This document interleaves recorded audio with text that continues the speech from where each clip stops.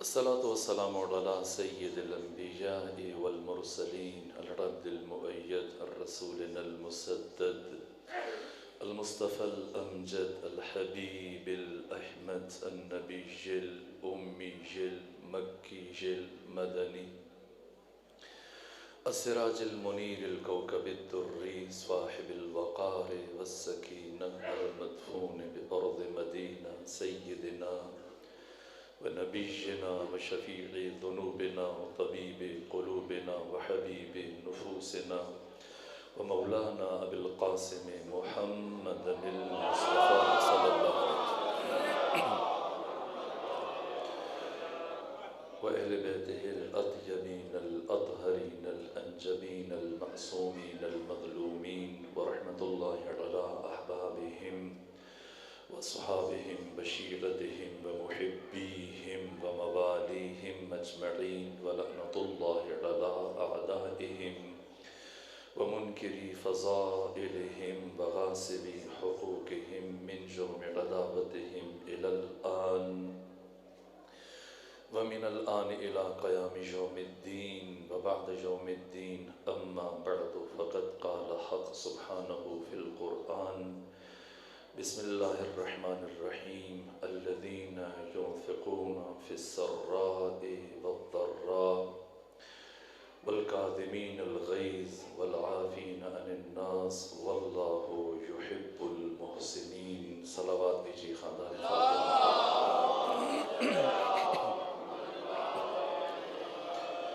امام ہفتوں کی شہادت کی مناسبت سے آپ کے فرزند ذی وقار امام زمانہ کی بارگاہ میں اور آپ مومنین کی خدمت میں تعزیت پیش کرتا ہوں۔ میرے عزیزوں، میرے پاس وقت بہت محدود ہے کسی دوسرے شہر میں حاضر ہونا، اس لیے میں محدود اور مختصر وقت میں امام ہفتوں کی سیرت کو خلاصتاً بیان کرنے کی کوشش کروں گا، لیکن ضروری ہے کہ میں مختصراً آپ سے پہلے آپ کی پدر بزرگوار حضرت امام صادق کی زندگی کا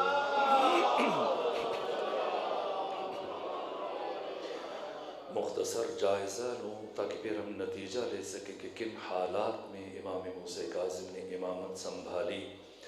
کس طرح سے کار امامت کو انجام دیا۔ میرے عزیزوں، آپ سب کے سب جو تشریف فرما ہیں، آپ مصطفوی بھی ہیں، علوی بھی ہیں، مہدوی بھی ہیں، رضوی بھی ہیں، اس کے باوجود ساری دنیا میں آپ خود اور آپ کے دوست دشمن سب آپ کو مصطفوی کہہ کے نہیں بلاتے، علوی کہہ کے نہیں بلاتے، مہدوی اور حسنی کہہ کے نہیں بلاتے، بلکہ دنیا آپ کو جعفری کے نام سے یاد کرتی ہے۔ آخر کیوں ہمارا تعارف، ہم خود بھی اپنے تعارف میں خود کو جعفری کہتے ہیں، دوست دشمن ہمیں جعفری کہتے ہیں، اس لیے کہ 12 ائمہ میں سے پہلی مرتبہ امام ششم کو موقع ملا کہ وہ مکتب اہل بیت کو، اسلام ناب محمدی کو، اس خالص اسلام کو، اسلام میں مصطفوی جو گر سے اٹھ چکا تھا، جو اس طرح سے مجہول ہو چکا تھا کہ اب شناخت ٹھیک سے نہیں ہو پا رہی تھی، اس طرح سے امام صادق کو موقع ملا اور اسلام کے حسین چہرے سے گرد کو جھاڑ کر اس طرح سے اجلا خالص طیب و طاہر اسلام لوگوں کے سامنے عیاں کیا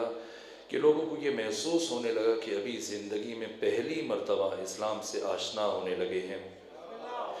اس فرصت سے امام نے فائدہ اٹھایا کہ جب اسلامی معاشرہ ایک جہنم سے نکل کر دوسرے جہنم میں داخل ہو رہا تھا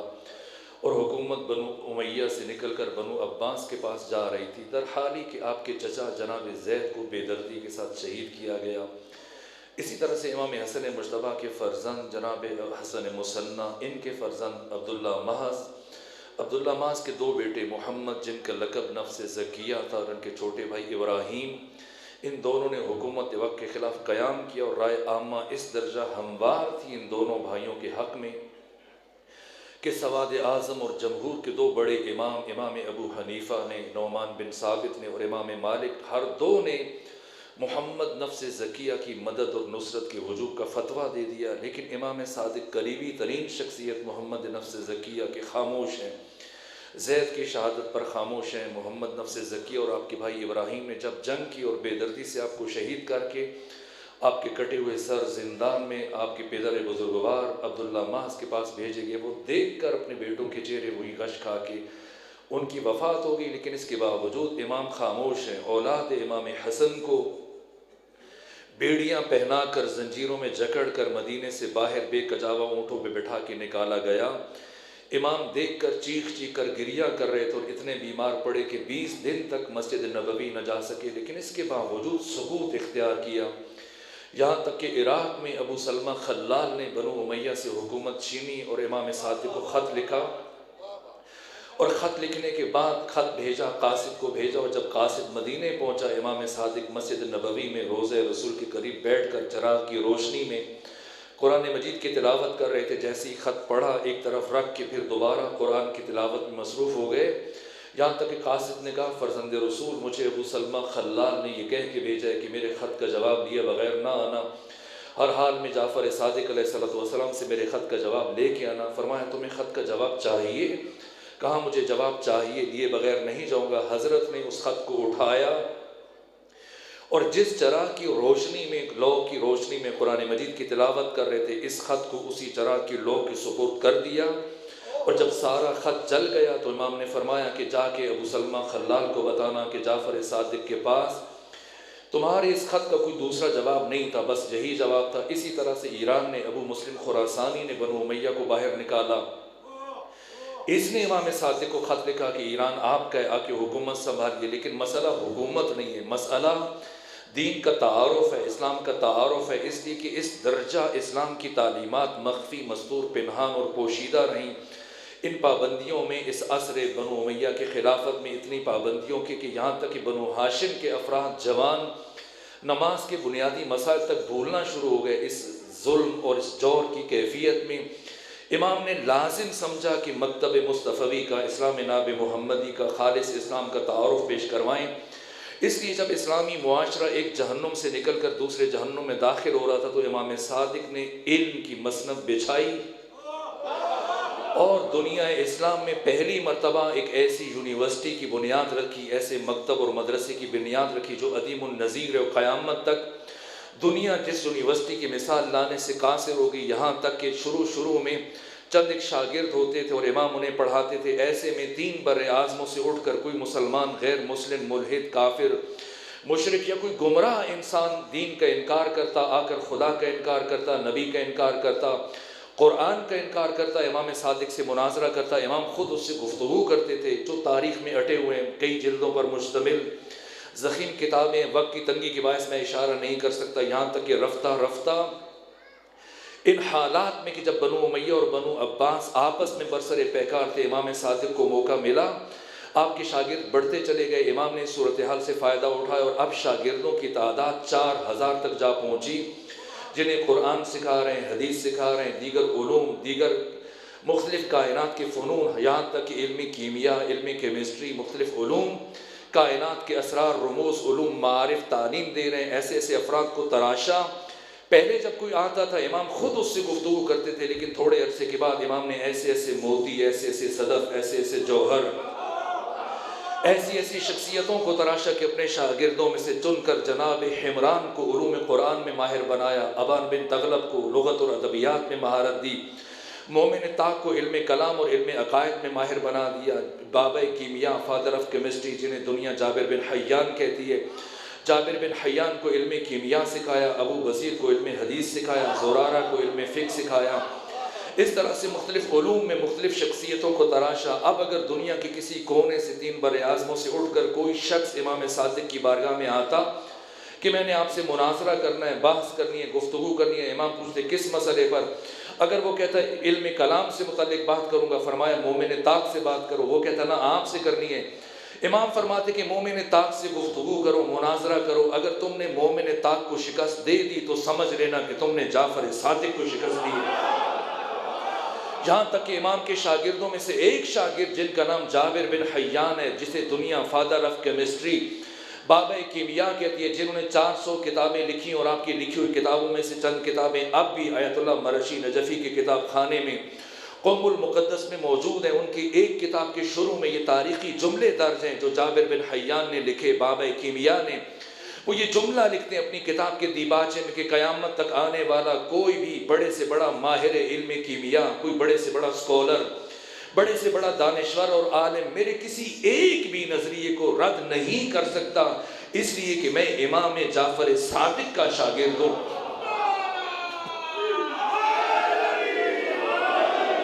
اس طرح سے ایسی ایسی شخصیتوں کو تراشا، رفتہ رفتہ منصور دوانقی پہلے تو بنو امیہ کے خلاف برسر پیکار تھا، فتنوں کو کچل رہا تھا، لیکن تھوڑے عرصے کے بعد جب اسے احساس ہوا کہ میں تو برائے نام خلیفہ ہوں، میں تو صرف لوگوں کے جسموں پر حکومت کروں، اس وقت پوری اسلامی دنیا سے سمٹ کر باشعور با بصیرت افراد، علم کے متلاشی، حق و حقیقت کی جستجو کرنے والے افراد مدینہ میں جعفر صادق کے پاس اکٹھے ہو رہے ہیں، اور اس وقت امام جعفر صادق لوگوں کے دلوں پر حکومت کر رہے ہیں، لوگوں کی روحوں پر حکومت کر رہے ہیں۔ اسے اپنی کمائیگی کا احساس ہوا، اپنی بے بذاتی کا احساس ہوا، اسے اپنا وجود بہت حقیر اور کم نظر آنے لگا، اور اس نے محسوس کیا کہ میں تخت پر بیٹھ کر محض لوگوں کے جسموں پر حکومت کر رہا ہوں۔ اس لیے اب اس نے چاہا کہ کسی طرح سے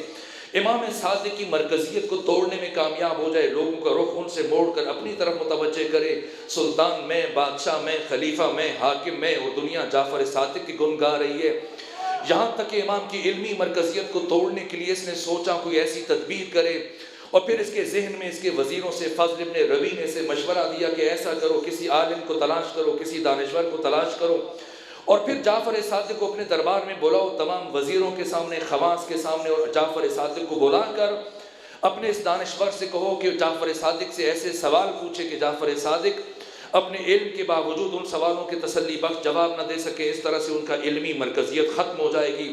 لوگوں کا رجوع ان کی طرف کم ہو جائے گا، ختم ہو جائے گا۔ ایسے ہی کیا، لیکن اب جب منصور دوانقی نے تلاش کرنا شروع کیا اسلامی دنیا سے ایک عالم کو، تو نہ کوئی ایسا فرد مل رہا ہے، اس لیے کہ جو بھی اسلامی دنیا میں پڑھا لکھا باشعور عالم دانشور موجود ہے،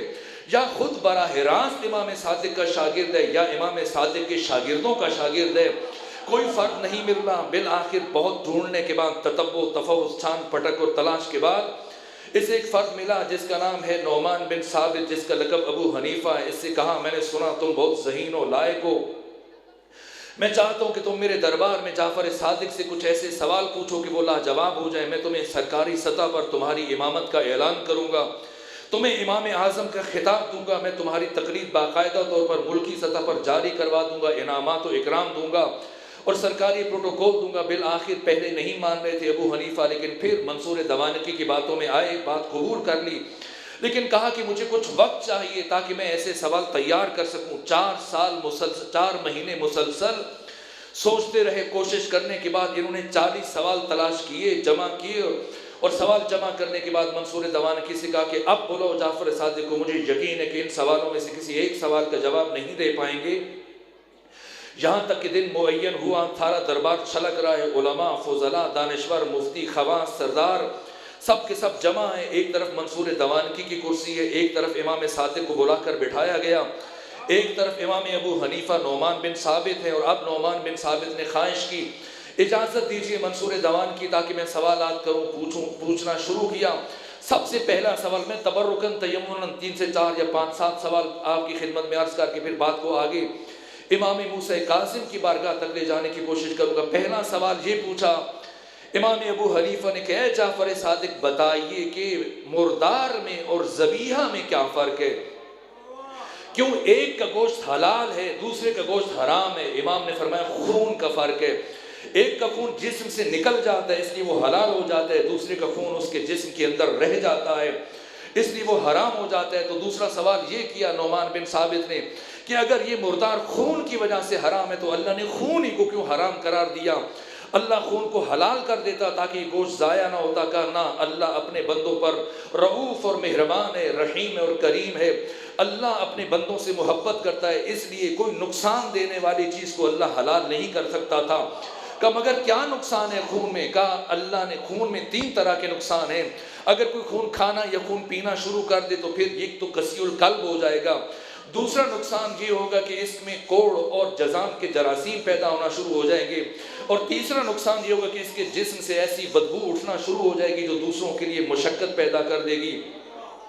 کہا اچھا اگر ذبیحہ شرط ہے اور ذبیحہ کے بغیر گوشت کھانا صحیح نہیں ہے تو پھر ہمیں کیسے پتا چلے کہ جو گوشت ہم بازار سے خرید کر کے لائے ہیں یہ گوشت مردار کا ہے یا یہ گوشت ذبیحہ کا ہے؟ بالآخر آپ کے پاکستان کے شہر لاہور میں بھی تو آپ کے بہت سارے دوست شہری گوشت کے نام پر کیا کچھ کھاتے رہے، تو کیسے پتا چلے کہ یہ مردار کا گوشت ہے یا ذبیحہ کا گوشت ہے؟ امام نے کہا اس میں کوئی پریشانی کی بات نہیں ہے، بازار سے گوشت خرید کے لاؤ، اگر تمہیں اس گوشت سے متعلق شک ہے تو اس گوشت کو آگ پر رکھو، اگر گوشت پھیلنا شروع کر دے تو مردار ہے، اگر سمٹنا شروع کر دے آگ پر تو ذبیحہ ہے۔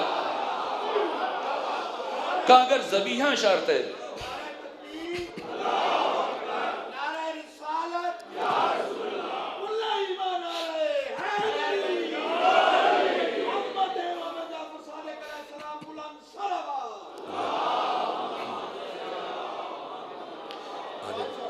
اگر ذبیحہ شرط ہے کہ ذبح کیا جائے تب گوشت قابل استعمال ہوتا ہے، پھر مچھلی کو تو ذبح نہیں کیا جاتا، پھر مچھلی کا تو ذبیحہ نہیں ہے۔ امام نے فرمایا کہ مچھلی کا پانی سے باہر آ کر مرنا ہی اس کا ذبیحہ ہے، پانی کے اندر مرے تو مردار ہے، پانی سے باہر مرے تو ذبیحہ ہے۔ کہ کیا فرق پڑتا ہے پانی کے اندر مر جائے یا پانی کے باہر مر جائے؟ امام نے فرمایا یہ فرق پڑتا ہے کہ پانی کے اندر مرے تو مرنے سے پہلے تڑپتی نہیں ہے، اور جب پانی سے باہر مرتی ہے تو مرنے سے پہلے تڑپتی ہے، اور جب مچھلی تڑپتی ہے تو اس کے تڑپنے کے نتیجے میں ایک تو اس کا خون بہت کم ہوتا ہے اس کے جسم میں، دوسرا جتنا بھی خون ہوتا ہے وہ سمٹ کر سارے کا سارا اس کے سر میں جمع ہو جاتا ہے، باقی گوشت محفوظ ہو جاتا ہے۔ کہا کہ اللہ ساری زبانیں نہیں جانتا؟ فرمایا جانتا ہے۔ کہ اگر اللہ ساری نمازیں ساری زبانیں جانتا ہے پھر نماز کو عربی زبان میں کیوں واجب کیا؟ فرمایا اس لیے تاکہ یہ عبادت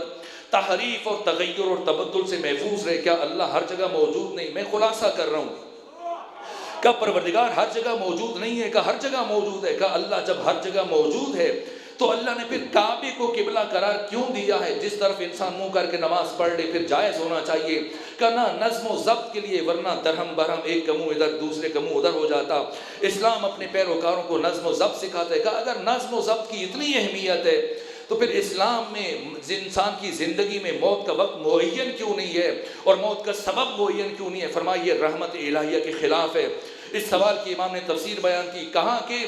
یہ ایسی جنت کا کیا فائدہ کہ انسان خود جنت میں چلا جائے، اس کی اولاد جہنم میں چلی جائے، اس کے بہن بھائی جہنم میں چلے جائیں، اس کے ماں باپ بیوی بچے سب جہنم میں چلے جائیں۔ جب بھی جنت میں سے اپنے بچوں کی یاد آئے گی، اولاد کی یاد آئے گی، والدین بہن بھائیوں کی یاد آئے گی، اپنے دوستوں کی یاد آئے گی، تو یہ جنت اس کے لیے جہنم بن جائے گی۔ امام نے فرمایا ایسا نہیں ہوگا۔ کہ کیوں ایسا نہیں ہوگا؟ امام نے فرمایا کہ جنت میں پہنچنے کے بعد انسان کی عقل کامل ہو جائے گی، اور جب انسان کی عقل کامل ہو جائے تو اس کی دوستی اور دشمنی کا معیار صرف خدا رہ جاتا ہے، اور جب دوستی اور دشمنی کا معیار صرف خدا رہ جائے تو پھر انسان کبھی بھی اللہ کے دشمن کے لیے پریشان نہیں ہوتا۔ کہ یہ سید ہونا، اولاد فاطمہ ہونا، یہ کون سا بڑا شرف ہے؟ امام نے فرمایا کیا یہ شرف کم ہے کہ ہر ایک ہمارے نسب میں شامل ہونے کی کوشش کرتا ہے لیکن ہم کسی کے نسب میں شامل ہونے کی کوشش نہیں کرتے۔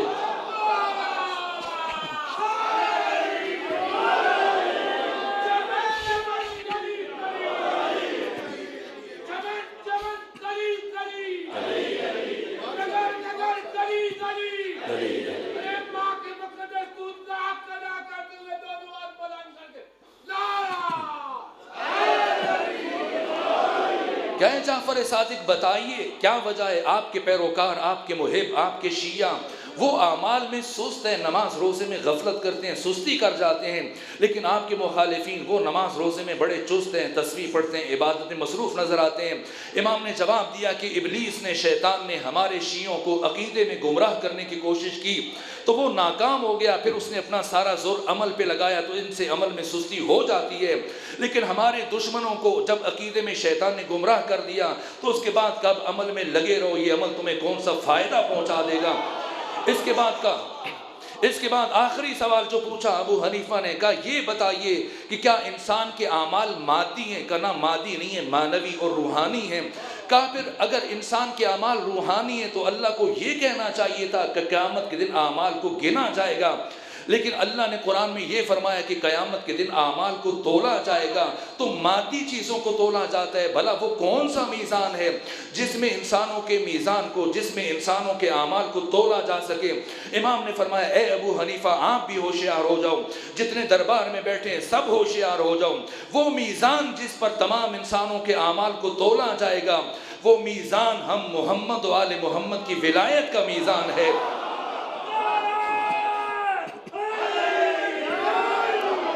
ایک مرتبہ جب 40 سوال پوچھے امام ابو حنیفہ نے، امام صادق نے 40 سوالوں کے برجستہ جواب دیے. ہر جواب میں بتایا علماء بصرہ کا نظریہ یہ ہے، علماء کوفہ کا نظریہ یہ ہے، علماء حجاز کا نظریہ یہ ہے.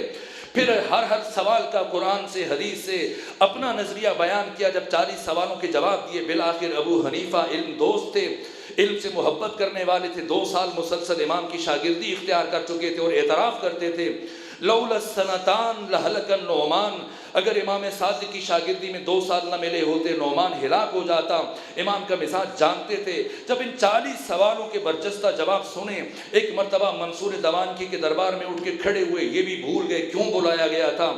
یہ بھی بھول گئے کہ بعد میں کیا مکافات ہو سکتی ہیں، کیا پریشانی اور مشکل بن سکتی ہے، یہ بھی بھول گئے کہ کیا سزا مل سکتی ہے. ایک مرتبہ امام نعمان بن ثابت ابو حنیفہ منصور دوانکی کے دربار میں اٹھ کے کھڑے ہوئے، کہا کہ اے جعفر صادق، ابو حنیفہ اپنے پورے وجود سے آج گواہی دے کے جا رہا ہے کہ چشم فلک نے، آسمان کی آنکھ نے تاریخ انسانی میں آپ سے بڑا عالم آج تک نہیں دیکھا ہے.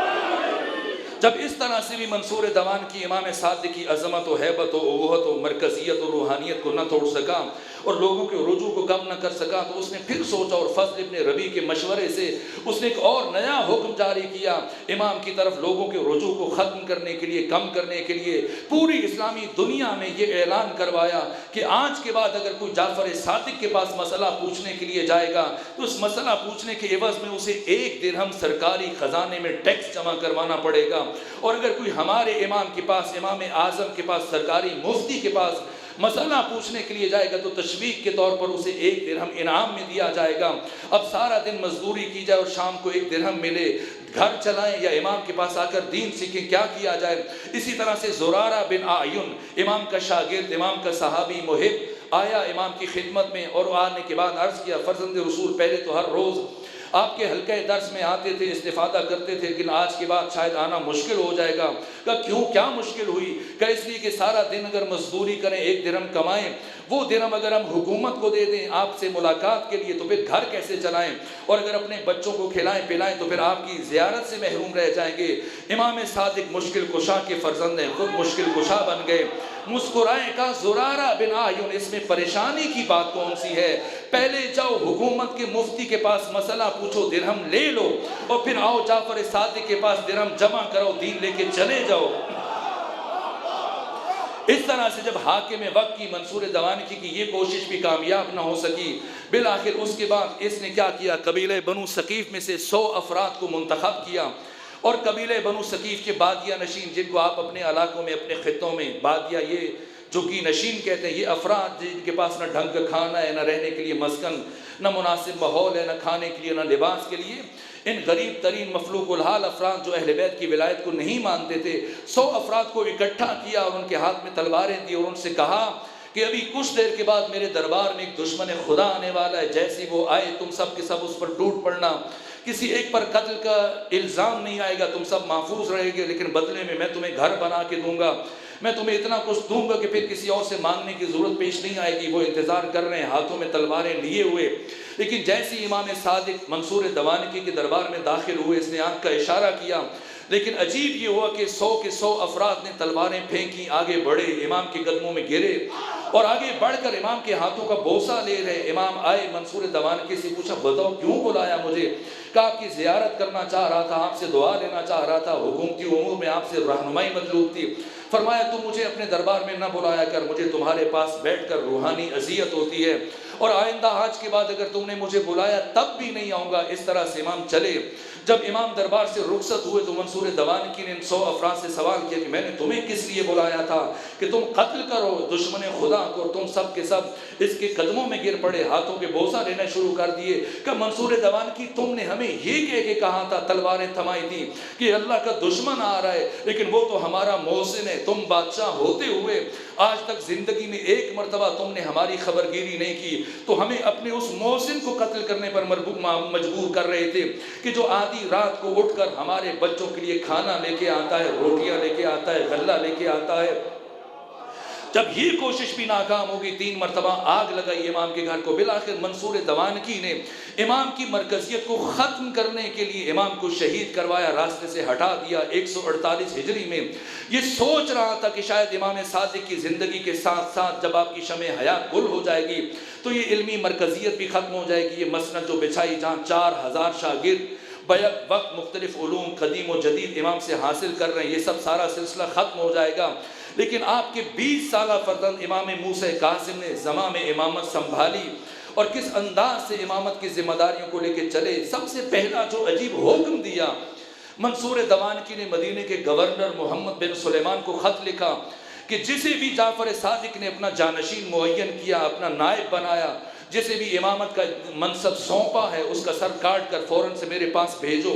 امام صادق منصور دوانکی کی سازش کو سمجھتے تھے, جانتے تھے کیا کرے گا, اس لیے جو حکمت عملی اور حکیمانہ طرز عمل اختیار کیا, امام صادق نے ایک خصوصی وصیت اپنی اولاد کو, اپنی زوجہ کو منتقل کی اور ایک حکمت عملی کے طور پر ایک وصیت تحریر کی جس کے نیچے سے 5 افراد کے نام لکھے. سب سے اوپر منصور دوانکی کا نام لکھا, اس سے نیچے پھر مدینے کے گورنر محمد بن سلیمان کا نام, اس سے نیچے اپنی زوجہ جناب حمیدہ خاتون کا نام, اس سے نیچے عبداللہ بن جعفر اور اس کے نیچے پھر موسیٰ بن جعفر. یہ 5 نام لکھے. اب مدینے کے گورنر پریشان خط اٹھا کے منصور کے پاس بھیجا, بتاؤ کسے قتل کروں کسے چھوڑ دوں. وہ سر پکڑ کے بیٹھ گیا, یہ جعفر صادق نے کیا لکھ دیا, یہ مناسب نہیں کہ کچھ کو قتل کروں کچھ کو چھوڑ دوں. اس طرح سے اتنا بڑا دشمن جس نے امام صادق کو شہید کیا, ایسے بدترین شخص کی زندگی میں امام موسیٰ کاظم کی امامت کا آغاز ہوا.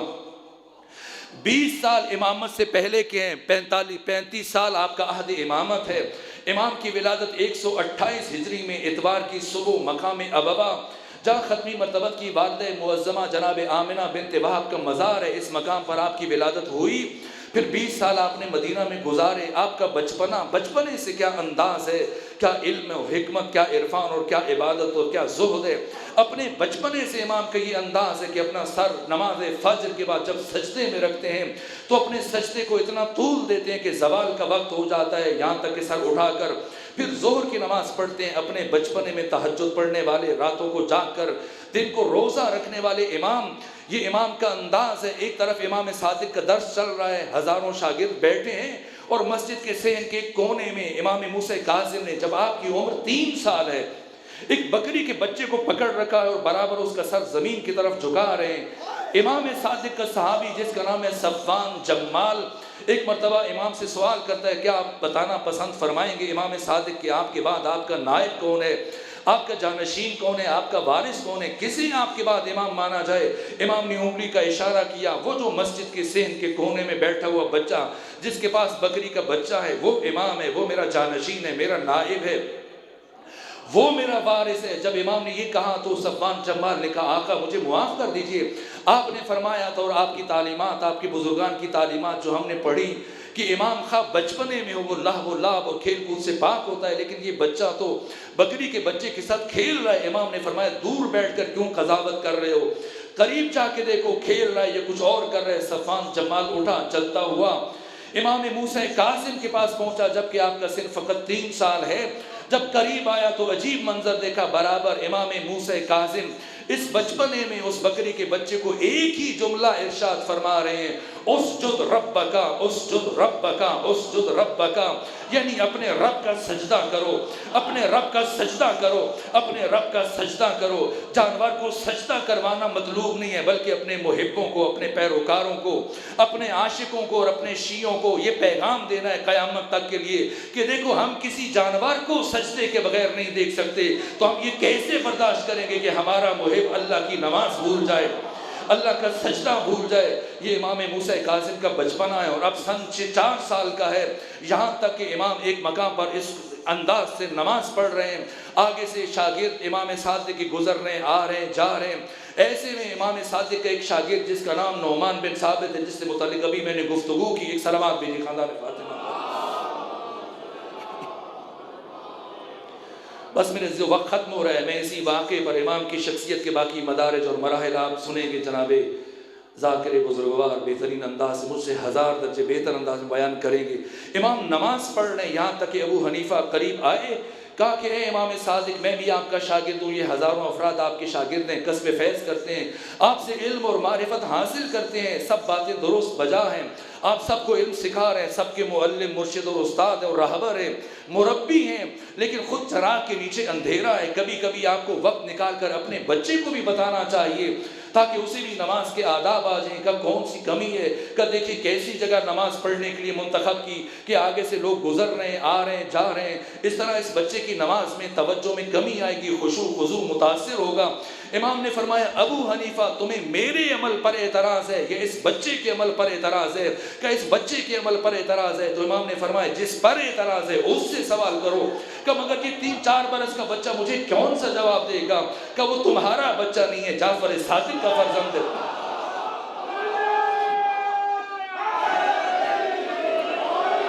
یہاں تک کہ امام صادق نے اپنے شاگرد کو روانہ کیا، جا کے بلا کے لاؤ میرے فرزند کو۔ امام موسیٰ کاظم تشریف لائے، جیسی تشریف لائے امام صادق نے فرمایا کہ ان بزرگ کو آپ سے کچھ پوچھنا ہے۔ اب کہا پوچھنا ہے تو ابو حنیفہ نے سوال پوچھا، کہا کہ آپ نے نماز کے لیے ایسی جگہ کیوں منتخب کی کہ سامنے سے لوگ آ رہے ہیں، جا رہے ہیں، گزر رہے ہیں، اس سے آپ کا خشوع متاثر ہوگا، خضوع متاثر ہوگا، توجہ کم ہو جائے گی۔ کہ سنیے اے ابو حنیفہ نعمان بن ثابت، میرا اللہ موسیٰ کاظم کا خدا موسیٰ کاظم سے اتنا قریب ہے، اتنا نزدیک ہے کہ کوئی تیسرا ہمارے درمیان سے گزر ہی نہیں سکتا۔ تو تب تیسرا ہمارے درمیان سے گزر ہی نہیں سکتا تو پھر توجہ کم ہونے کا سوال ہی نہیں پیدا ہوتا۔ یہ امام کی عبادت ہے، یہ امام کا زہد ہے۔ اب صدقی محسوس ہوئی ابو حنیفہ کو کہ میں عالم ہوں، دانشور ہوں، اور یہ 3-4 برس کا بچہ اس نے مجھے لاجواب کر دیا۔ اپنی خفت کو مٹانے کے لیے اس نے اگلا سوال یہ کیا، بس یہی اسی بات پر ختم کر رہا ہوں۔ اس نے سوال کیا کہ آپ تو اپنے انداز سے اپنے تئیں خود کو ایک عالم کے طور پر تعارف کروا رہے کہ آپ بڑے عالم فاضل ہیں، جب مانوں اگر آپ میرے اس سوال کا جواب دے دیں۔ فرمایا پوچھو کیا سوال ہے؟ کہ یہ بتائیے کہ انسان اپنے عمل میں، اپنے فعل میں فاعل خود ہے یا انسان کے فعل کا فاعل خدا ہے؟ علم کلام کے مشکل ترین سوالات میں سے ایک سوال اٹھتا ہے، جبر و اختیار کے مسائل جو علماء کے لیے بھی پیچیدہ ہیں۔ جیسی سوال کیا سوچا یہ 3-4 برس کا بچہ بھلا کیا جواب دے گا، لیکن کیا مختصر عام فام سادہ آسان مختصر جواب دیا کہ سنیے ابو حنیفہ، انسان کے عمل کی 3 صورتیں ہیں۔ پہلی صورت یہ ہے کہ انسان کے فعل کا فاعل حقیقتاً خدا ہے اور انسان صرف آلہ کار ہے۔ دوسری صورت یہ ہے کہ انسان کے فعل کا فاعل اللہ بھی ہے اور بندہ بھی ہے، اور تیسری صورت یہ ہے کہ فعل کا فاعل اللہ نہیں بلکہ خود بندہ ہے۔ اگر فاعل خدا ہے اور قیامت کے دن سزا بندے کو دے دے تو یہ اللہ کے عدل کے خلاف ہے، اور اگر فاعل خدا بھی ہے اور فاعل بندہ بھی ہے تو قیامت کے دن بندے کو اس عمل کی وجہ سے جہنم میں لے جائے اور اپنے آپ کو بچا لے، یہ بھی عدالت کے خلاف ہے۔ لا محالہ ایک ہی صورت بچ جاتی ہے کہ انسان اپنے ہر فعل میں خود فاعل ہے، اس لیے ایسے نہیں کہنا چاہیے کہ خیر ہی و شر ہی من اللہ تعالی۔ انسان جو کرتا ہے خود کرتا ہے اور خدا کے ساتھ منسوب کرتا ہے۔ جیسے کسی شاعر نے کہا میرے گناہ کی یا رب تو سادگی تو دیکھ، اپنی خطا کو تیری رضا کہہ گیا ہوں میں۔ یہ امامیہ کا عقیدہ ہے، مکتب اہل بیت کا عقیدہ ہے کہ انسان اپنے عمل میں فاعل مختار ہے۔ یہ امام موسیٰ کاظم کی حیات طیبہ، پھر آپ کے زمانے میں 35 سالہ عہد امامت میں 4 حکمران آئے۔ سب سے پہلے منصور دوانقی جس نے 23 سال حکومت کی، 10 سال اس کے زمانے میں امام موسیٰ کاظم نے امامت فرمائی۔ اس کے بعد اس کا بیٹا مہدی 11 سال اس نے حکومت کی، اور اس کے بعد اسی کا بیٹا ہادی آیا، 1 سال اس نے حکومت کی، اور پھر 23 سال تک ہارون الرشید نے حکومت کی۔ ہارون کے آخری 10 سال میں امام علی ابن موسیٰ رضا نے امامت فرمائی، اور پہلے 13 سالوں میں امام موسیٰ کاظم نے امامت کی۔ کیا انداز امامت ہے، یہ ایک الگ موضوع ہے۔ منصور کے دور میں کیسے رہے، مہدی کے دور میں کیسے رہے، ہادی کے دور میں کیسے رہے، آخر کیا وجہ تھی کہ امام کی زندگی کا بڑا حصہ زندانوں کی نظر ہو گیا؟ آخر حاکم وقت کو کیا خطرہ تھا، کیا پریشانی تھی، کیا مشکل تھی، کس طرح سے امام، بس ایک جملے میں خلاصہ کر رہا ہوں، ان تمام مراحل کو بیان کرتا عرض کرتا آپ کی خدمت میں کہ منصور کو کس طرح سے منصور کو رسوا کیا، ہادی مہدی کو کس طرح سے رسوا کیا، ہارون الرشید کو کس طرح سے رسوا کیا۔ اگرچہ یہ زندانوں میں قید کرتے رہے لیکن امام کی عظمت کردار ہے کہ آپ کے کردار کی بلندی اور آپ کے کردار کی شہرت پوری اسلامی دنیا میں چھن چھن کر پھیل رہی تھی۔ کیا کیا امام صادق کے بعد امام موسیٰ کاظم نے؟ جہاں امام صادق نے اپنا کام ختم کیا وہاں سے امام موسیٰ کاظم نے اپنا کام شروع کیا۔ امام صادق کے 4000 شاگردوں میں سے مخصوص شاگردوں کو چنا، منتخب کیا، اور پھر وہ با اعتماد ترین، با شعور، با معرفت افراد کو، اور انہیں مزید تعلیم دینے کے بعد اب انہیں دنیا کے مختلف نکات پر، یہاں تک کہ صاحب سوائے کے محرکہ ابن حجر ہیثمی، ابن حجر مکی، جنہوں نے 11 سال تک خانہ کعبہ میں مکہ میں مسلمانوں کو امامت کرائی، بہت بڑے عالم اہل تسنن کے، سوائے کے محرکہ لکھی ہے، ریاض النظرہ، دوسری کتابوں کے مصنف اور مؤلف ہیں، شیخ الحدیث ہیں۔ انہوں نے بھی یہ جملے لکھے امام موسیٰ کاظم سے متعلق کہ جعفر صادق کی شہادت کے بعد لوگ یہ سوچ رہے تھے کہ جعفر صادق نے اسلامی دنیا میں جو سب سے بڑی دانشگاہ اور یونیورسٹی قائم کی ہے شاید آپ کی موت کے ساتھ ختم ہو جائے گی، لیکن آپ کے فرزند موسیٰ کاظم نے آ کر آپ کی یونیورسٹی کو، اپنے بابا جعفر صادق کی یونیورسٹی کو 4 چاند لگا دیے اور بام عروج تک پہنچا دیا علوم اور معارف کو، نہ فقط علم و فضل و کمال بلکہ زہد و عبادت، اور اس درجہ خلیق تھے، اتنے معاف کرنے والے تھے کہ دوست اور دشمن آپ کو کاظم کے لقب سے یاد کرتے تھے۔ اس طرح سے امام نے ان 4000 افراد میں سے بہت چند ایک افراد کو منتخب کیا، مزید تربیت کر کے انہیں پوری اسلامی دنیا میں پھیلا دیا، اور پھر یہ افراد امام کے نائبین، امام کے شاگرد، اگر کسی خطے سے کوئی مومن اٹھ کے آتا امام سے مسئلہ پوچھنے کے لیے، امام فرماتے جاؤ، میں مسئلے کا جواب نہیں دوں گا، جا کر میرے فلاں معین کردہ وکیل سے پوچھو، اگر اموال شرعی ہیں، مال خدا، مال امام، مال زکوٰۃ، مال خمس، وہ بھی اسے دو، اس علاقے کے مومنین پر صرف ہو، ان کی قسم پرسی دور ہو، ان کے فقر و تنگدستی دور ہو۔ اس طرح سے امام موسیٰ کاظم نے ہارون کے مقابلے میں، منصور کے مقابلے میں، ہادی اور مہدی کے مقابلے میں ایک متوازی نظام حکومت قائم کر دیا، جس کا مستقل نظام تربیت ہے، نظام تعلیم ہے، اس طرح سے نظام معیشت اور نظام اقتصاد ہے۔ بس میرے عزیزو وقت ختم ہوا، میں اپنی بات کو سمیٹ کر ختم کروں، یہاں تک کہ جب ہر طرح سے ہارون مایوس ہوا اور زندان کی ان سلاخوں سے بھی امام کے کردار کی روشنی اس کے سپاہیوں کے ذریعے سے اسلامی دنیا میں 3 بر اعظموں میں پھیل رہی ہے، اب اس نے سوچا ایسا کون سا کام کرے کہ امام کو شرمندہ کرے، رسوا کرے، امام کی مرکزیت ختم ہو جائے، لوگوں کے دلوں سے موسیٰ کاظم کی محبت ختم ہو جائے۔ بس آخری جملہ عرض کر رہا ہوں، شاید مساج کا ایک ہی جملہ پڑھ سکوں میرے عزیزو، یہاں تک کہ اس نے بغداد کی ایک حسین عورت کا انتخاب کیا اور اسے زندان میں بھیجا۔ اس سے پہلے بہت سارے مراحل ہیں، لیکن بس میں یہ ایک بات عرض کر رہا ہوں، زندان میں بھیجا اور اسے یہ کہہ کے بھیجا کہ تو نے کوشش کرنی ہے کہ موسیٰ کاظم کو گمراہ کرنے میں کامیاب ہو جاؤ، اور بالفرض اگر وہ گمراہ نہ ہو، تمہاری باتوں میں نہ آئیں، پھر بھی تم نے شور مچانا ہے، میں اپنے وزیروں کے ساتھ، مشیروں کے ساتھ، گورنروں کے ساتھ، خواص کے ساتھ، سپاہیوں کے ساتھ پہنچ جاؤں گا۔ اس طرح سے موسیٰ کاظم رسوا ہو جائیں گے۔ یوں اس عورت کے کپڑے مختلف جگہ سے اس نے پھاڑ دیے، اس کے اوپر خون ملا تاکہ ظاہر کرے کہ یہ بھی قیدی ہے، اسے قید کر دیا امام موسیٰ کاظم کے ساتھ تاکہ امام کو گمراہ کر سکے اور امام اس کو باتوں میں لگائے اور اپنی طرف مائل کر سکے۔ اور ساری رات ہارون الرشید نے جاگ کر گزاری، ٹہل رہا ہے، نہیں معلوم کیا ہوگا، اور جب صبح ہوئی تو بے قراری میں جب کوئی آواز نہ آئی تو اپنے وزیروں اور مشیروں کے ساتھ، سپاہیوں کے ساتھ جب قید خانے میں پہنچا تو عجیب منظر تھا کہ ادھر ایک سفید پارچے کے اوپر سر ہے اور سبوح قدوس رب الملائکۃ والروح کی آوازیں بلند ہو رہی ہیں، اور دوسری طرف جس خاتون کو گمراہ کرنے کے لیے بھیجا تھا اس کا سر بھی سجدے میں ہے اور وہ بھی یہی ذکر ادا کر رہی ہے، سبوح قدوس رب الملائکۃ والروح۔ ایک مرتبہ آگے بڑھا، ہارون نے اس خاتون کو بالوں سے پکڑا، بلند کیا، کہا میں نے تمہیں کس لیے بھیجا تھا اور تو کیا کر رہی ہے؟ تو آ کے سجدے کر لیے، میں نے کس کام کے لیے بھیجا تھا؟ کہ کیا کروں، جب میں آئی میں کافی دیر تک اس شخص کو، اس جوان کو آوازیں دیتی رہی، اپنے طرف متوجہ کرتی رہی، لیکن یہ ایسا ماہتا ذکر خدا میں، اللہ کی تسبیح اور بندگی میں، حالت سجدہ میں کس نے پلٹ کر میری طرف دیکھا تک نہیں۔ یہاں تک کہ جیسے جیسے وقت بڑھ رہا تھا، سحر کا وقت قریب آیا، میں نے دیکھا آسمان سے لے کر زمین تک ایک نور کا سلسلہ متصل ہے۔ میں نے محسوس کیا کہ ملائکہ آسمان سے زمین پر نازل ہو رہے ہیں، طواف کر رہے ہیں، یہاں تک کہ میں نے دیکھا کہ اس ذکر تسبیح کی اتنی گہرائی تھی اور اتنا خلوص تھا کہ اطراف کا میں نے محسوس کیا ایک ایک ذرہ اس شخص کے ہم آواز ہو کر اللہ کی تسبیح کر رہے، بندگی کر رہا ہے۔ بس ایک جملہ عرض کروں، بات ختم کر دوں۔ میرے عزیزو، انبیاء بھی معصوم ہیں، موسیٰ کاظم بھی معصوم ہیں، لیکن جس طرح سے صاحب تفسیر کبیر فخر الدین رازی نے تفسیر کبیر میں یہ بات کہی کہ عصمت کلی متواتی نہیں ہے، کلی مشکک ہے، یعنی انبیاء کی عصمت ایک جیسی نہیں ہے، اس کے درجات ہیں، فرق ہے، ضروری نہیں سب معصوم ہیں تو ایک جیسے ہیں۔ انبیاء کی عصمت اور ہے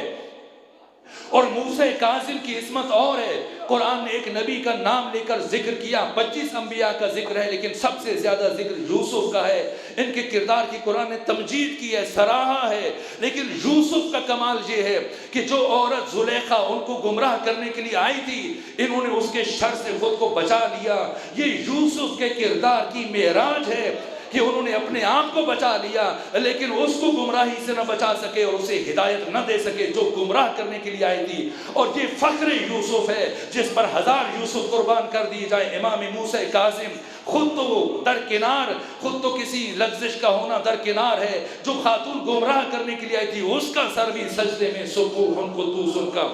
ذکر کر رہی ہے۔ موسیٰ کاظم کردار کی عظمت کا آسمان ہے۔ اس لیے اب طاغوت نے یہ سمجھا کہ کچھ بھی ہو اس ہستی کے شمع ہدایت کو گل کر دیا جائے۔ میرے عزیزو، آپ تفصیلی مسائل سنیں گے، میرے پاس وقت نہیں، دوسرے مقام پر پہنچنا ہے۔ ایک جملہ عرض کروں تاکہ عبادت مکمل ہو جائے۔ 16 سال قید ہے، اور کیسی قید ہے میرے عزیزو۔ ایک جملہ عرض کروں، بعد از شہادت حسین ابن علی، 11 ائمہ میں سے کسی بھی امام کی شہادت اتنی سخت نہیں ہے جتنی سخت شہادت امام موسیٰ کاظم علیہ السلام کی ہے۔ میرے عزیزو، چند گھنٹے یوں جھک کے کھڑے ہونا مشکل ہے۔ آپ سوچیں، آپ کا امام مسلسل 14 برس ایسے زندان میں قید رہے کہ سیدھے کھڑے نہ ہو سکے، اور پھر زندان کیسا زندان ہے۔ تفصیلی شہادت آپ سنیں گے، میں بس مصیبت کا ایک جملہ عرض کروں۔ ایسا نہیں کہ 25 کو زہر ملی، نہ 23 کو زہر ملی ہے، شہادت 25 کو ہوئی۔ آپ جانتے ہیں جب کسی کو زہر ملتا ہے تو پھر اسے پیاس بہت زیادہ لگتی ہے، تو 23 کو آپ کو زہر دیا گیا اور شدت پیاس کا غلبہ ہے، اور اب ہارون نے سندی بن شاہ کو پانی کا جام دے کے کھڑا کیا ہوا ہے تاکہ موسیٰ کاظم پانی مانگے اور وہ آپ کے سامنے پانی گرائے،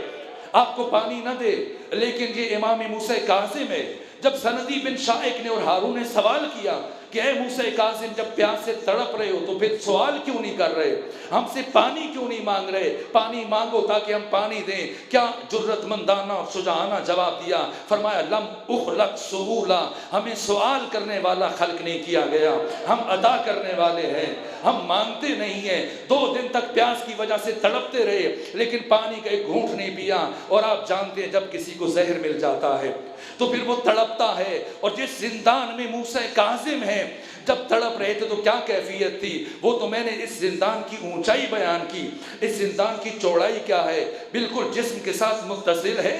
اور چاروں طرف لوہے کی سلاخیں ہیں،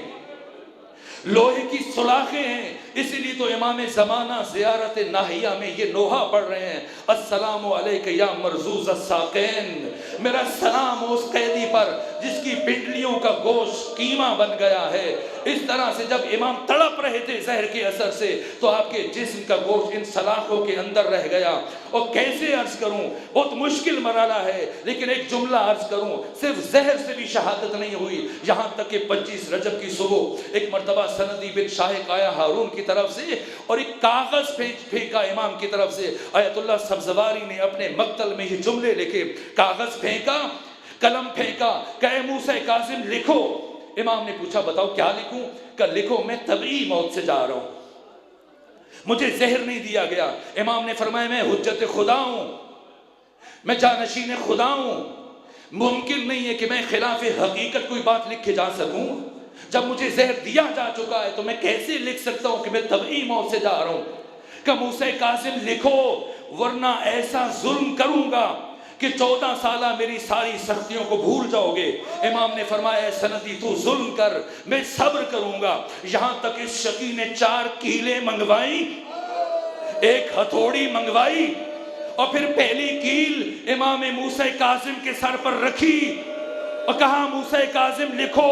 ورنہ وہ ظلم کروں گا۔ فرمایا ظلم کرو، یہاں تک اس شقی نے ایک ایک کیل امام موسیٰ کاظم کے سر میں گاڑ دی۔ سیاہ اندھیری چلی، انا للہ و انا الیہ راجعون۔